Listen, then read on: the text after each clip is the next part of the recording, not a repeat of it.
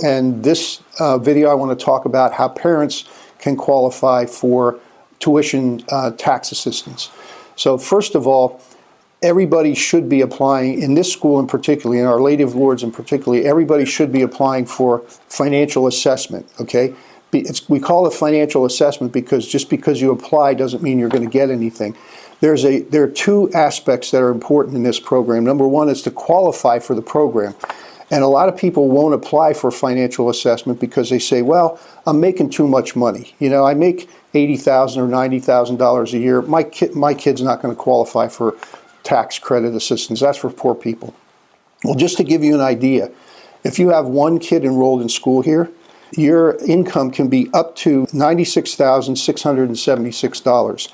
That's almost $97,000. If your income is below that and you have one kid in school here, you qualify, all right?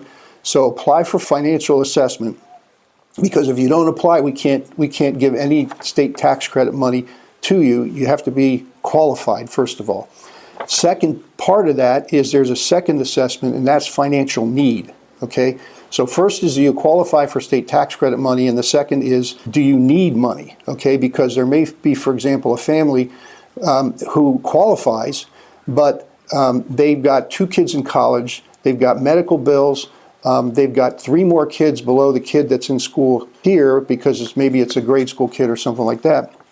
So they've got a large bunch of expenses. Then you have another one who's a single child whose family is making $96,000 and maybe doesn't need financial assistance, or maybe only needs $500 or $1,000 to assess that. But I want to tell you also, if you have one child here, the tax credit is $96,000, almost $97,000. For every additional child, you get an additional $17,000 credit added to you can take your income up. So for example, if you have 4 kids in school here, or 5 kids, which we have several families who have 5 kids in school here, you can be making up to $164,000, $165,000 in income and still qualify for state tax credit.